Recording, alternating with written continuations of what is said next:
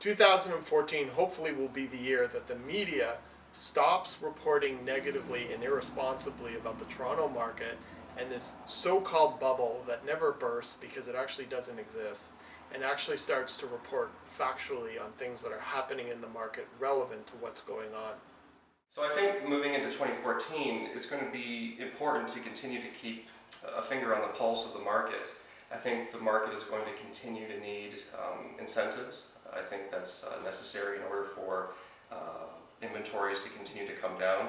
And that would be a necessary condition in order for us to see a higher level of project launches. And I think that's all what we've been waiting for. And that's ultimately what's going to help to boost up sales. So as long as the market continues along the same path, I think we'll end up with at least a slightly better year in 2014 than we did in 2013.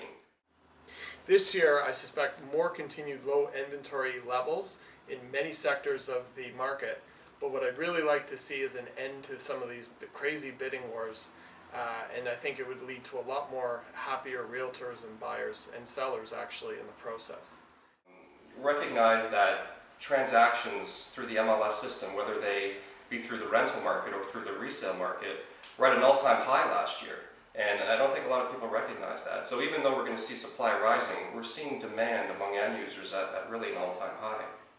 Hopefully 2014 will be the year that we actually are able to have electronic signatures. It's long overdue.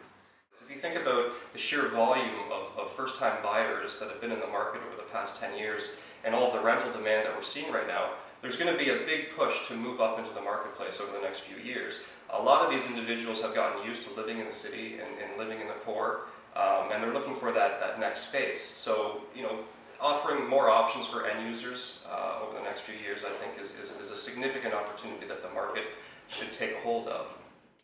Although I highly doubt it, perhaps this could be the year that we finally put an end to the dreaded land transfer tax and HST on new homes.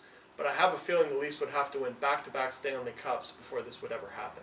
And we're also going to probably see some investors selling over the next few years. In general, investors will hold on to the units for 3 to 5 years. So what that could do is create a shortage in rental supply in the years to come. And what we know is that rental demand is really strong right now. So I think the opportunity to start thinking about building purpose-built rental buildings that offer a stable source of rental supply, particularly within the city, is a significant opportunity. So thinking about building now and having completion dates a few years down the road, those that take that route I think are going to be rewarded with still very low rates of vacancy and even higher rents than what we're seeing right now.